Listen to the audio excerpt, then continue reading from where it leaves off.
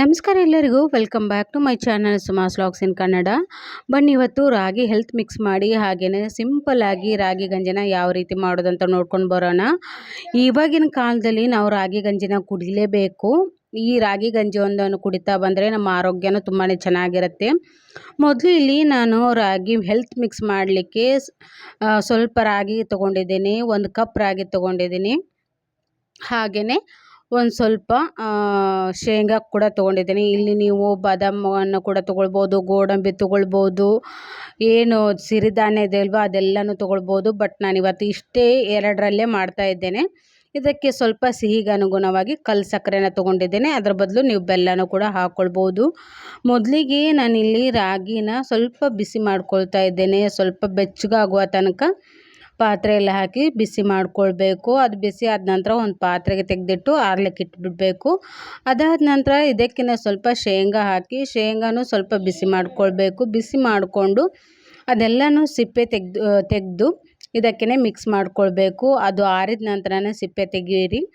ಅದಾದ ನಂತರ ಇದಕ್ಕೆ ಮಿಕ್ಸ್ ಮಾಡ್ಕೊಳ್ಳಿ. ರಾಗಿ ಬಿಸಿ ಮಾಡಿರೋದಕ್ಕೆ ಶೇಂಗಾನು ಮಿಕ್ಸ್ ಮಾಡಿ ಹಾಗೆಯೇ ಕಲ್ಲು ಸಕ್ಕರೆನೂ ಕೂಡ ಹಾಕ್ಕೊಳ್ಳಿ. ಕಲ್ಲು ಸಕ್ಕರೆ ಸಾಕಾಗದೆ ಸ್ವಲ್ಪ ಕಲ್ಲು ಸಕ್ಕರೆ ಪುಡಿ ಇತ್ತು ಮನೆಯಲ್ಲಿ, ಅದನ್ನು ಕೂಡ ಹಾಕ್ಕೊಂಡಿದ್ದೀನಿ. ಇದಕ್ಕೆ ನೀವು ಒಂದು ಏಲಕ್ಕಿ ಹಾಕ್ಕೊಳ್ಬೋದು ಅಥವಾ ಲವಂಗನೂ ಹಾಕ್ಕೊಳ್ಬೋದು. ಇದಕ್ಕೆ ಬಾದಾಮಿ, ಗೋಡಂಬಿ ಅದನ್ನು ಕೂಡ ಮಿಕ್ಸ್ ಮಾಡ್ಕೊಳ್ಬೋದು ಅಥವಾ ಕಡಲೆ ಅದನ್ನೆಲ್ಲ ಮಿಕ್ಸ್ ಮಾಡ್ಕೊಳ್ಬೋದು. ಬಟ್ ನಾನಿವತ್ತು ಸಿಂಪಲ್ಲಾಗಿ ಮಾಡ್ತಾ ಇದ್ದೇನೆ. ಇದನ್ನೆಲ್ಲ ಹಾಕ್ಕೊಂಡು ಮಿಕ್ಸಿಗೆ ಹಾಕ್ಕೊಂಡು ಚೆನ್ನಾಗಿ ನೈಸಾಗಿ ಹುಡಿ ಆಗಬೇಕು. ಆ ರೀತಿ ಪೌಡ್ರನ್ನು ಮಾಡಿಟ್ಕೊಳ್ಳಿ. ತುಂಬಾ ನೈಸ್ ಅಂದರೆ ನೈಸ್ ಆಗಬೇಕು. ಆವಾಗ ನಾವು ಡೈರೆಕ್ಟಾಗಿ ಇದನ್ನು ರಾಗಿ ಗಂಜಿಗೆ ಬಳಸ್ಬೋದು. ಸ್ವಲ್ಪ ತರಿಯಾಗಿದ್ರೂ ಮತ್ತೆ ಜರಡಿ ಹಿಡಿಬೇಕಾಗ್ತದೆ. ಅದಕ್ಕೋಸ್ಕರ ಮೊದಲೇ ನೈಸಾಗಿ ಮಾಡ್ಕೊಂಡ್ಬಿಡಿ. ಈಗ ನೋಡಿ ತುಂಬಾ ಚೆನ್ನಾಗಿ ರೆಡಿಯಾಗಿದೆ. ಇದನ್ನು ನನ್ನ ಮಕ್ಕಳು ಹಾಗೆ ಕೂಡ ತಿಂತಾಯಿದ್ರು, ಬಾಯಲ್ಲಿ ಹಾಕ್ಕೊಂಡು ಅಷ್ಟು ಚೆನ್ನಾಗಿದೆ. ಈ ರಾಗಿನ ಹುರಿದು ಮಿಕ್ಸ್ ಮಾಡಿರೋದ್ರಿಂದ ಪರಿಮಳ ಅಂತೂ ತುಂಬಾ ಚೆನ್ನಾಗಿ ಬರ್ತಾಯಿತ್ತು. ಹಾಗೆಯೇ ಸ್ವಲ್ಪ ಕಲ್ಲು ಸಕ್ಕರೆ ಹಾಕಿದಲ್ವ, ಟೇಸ್ಟ್ ಅಂತೂ ತುಂಬಾ ಚೆನ್ನಾಗಿತ್ತು. ಈಗ ನಾನೊಂದು ಇಲ್ಲಿ 3 ಸ್ಪೂನ್ ಹಾಕ್ತೇನೆ. 3 ಸ್ಪೂನ್ ಹಾಕಿ ಹಾಗೆಯೇ ಸ್ವಲ್ಪ ತಣ್ಣೀರನ್ನು ಹಾಕಿ ಮಿಕ್ಸ್ ಮಾಡಿಕೊಂಡು ಅದನ್ನೇ ಗ್ಯಾಸ್ ಮೇಲೆ ಇಟ್ಕೊಂಡು ಚೆನ್ನಾಗಿ ಕುದಿಸ್ಕೊಳ್ಬೇಕು. ಒಂದು 5ರಿಂದ 10 ನಿಮಿಷ ಕುದಿಸ್ಕೊಂಡ್ರೆ ಸಾಕು. ಚೆನ್ನಾಗಿ ಕುದೀತಾ ಇರಬೇಕು. ಅದು ಫುಲ್ಲು ಒಂಥರ ಶೈನಿಂಗಲ್ಲಿ ಬರಬೇಕು. ಅಷ್ಟಾಗೋ ತನಕ ಕುದಿಸ್ಕೊಳ್ಳಿ. ಕುದಿಸ್ಕೊಂಡಾದ ನಂತರ ಇದಕ್ಕೆ ಸ್ವಲ್ಪ ಆರಿದ ನಂತರ ಹಾಲು ಮಿಕ್ಸ್ ಮಾಡಿ. ತುಂಬ ಅಂದರೆ ತುಂಬಾ ಚೆನ್ನಾಗಿರುತ್ತೆ. ಹಾಲು ಮಿಕ್ಸ್ ಮಾಡಿ ಮಕ್ಕಳಿಗೆ ಕುಡಿಸಿ ಅಥವಾ ನಾವು ಕೂಡ ದಿನಾಲೂ ಕುಡಿಬೋದು. ಇದಂತೂ ಬೆಳಗ್ಗೆ ಹೊತ್ತು ಕುಡಿದ್ರೆ ಇದಂತೂ ತುಂಬಾ ಆರೋಗ್ಯಕ್ಕೆ ಒಳ್ಳೆಯದು.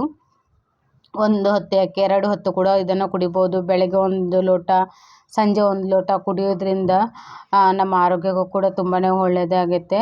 ಹಾಗಾಗಿ ಇದನ್ನು ಚೆನ್ನಾಗಿ ಕಾಯಿಸಬೇಕು. ಕಾಯಿಸಿ ಅದು ಶೈನಿಂಗ್ ರೀತಿ ಆಗೋ ತನಕನೂ ಕುದಿಸ್ಕೊಳ್ಳಿ. ಕುದಿಸಿ ಆದ ನಂತರ ಆರಿದ ನಂತರ ಹಾಲನ್ನು ಹಾಕಿ ಮಿಕ್ಸ್ ಮಾಡಿ. ಟೇಸ್ಟ್ ಅಂತೂ ತುಂಬಾ ಚೆನ್ನಾಗಿತ್ತು. ಒಂದೊಂದು ಸಲ ನಾವು ರಾಗಿ ಗಂಜಿ ಮಾಡ್ತೀವಿ, ಅದಕ್ಕೆ ಮಜ್ಜಿಗೆ ಕೂಡ ಹಾಕ್ಕೊಂಡು ಕುಡಿತೀವಿ. ಇದಕ್ಕೆ ಮಜ್ಜಿಗೆನ ಕೂಡ ಮಿಕ್ಸ್ ಮಾಡ್ಕೊಳ್ಬೋದು ಅಥವಾ ಹಾಲನ್ನಾದರೂ ಮಿಕ್ಸ್ ಮಾಡ್ಕೊಳ್ಬೋದು. ಸ್ವಲ್ಪ ತುಪ್ಪ ಇದ್ದರೆ ತುಪ್ಪವನ್ನು ಕೂಡ ಹಾಕ್ಕೊಂಡು ಕುಡಿಬೋದು. ಮಕ್ಕಳ ಆರೋಗ್ಯಕ್ಕೂ ಕೂಡ ತುಂಬಾ ಒಳ್ಳೆಯದಿರುತ್ತೆ.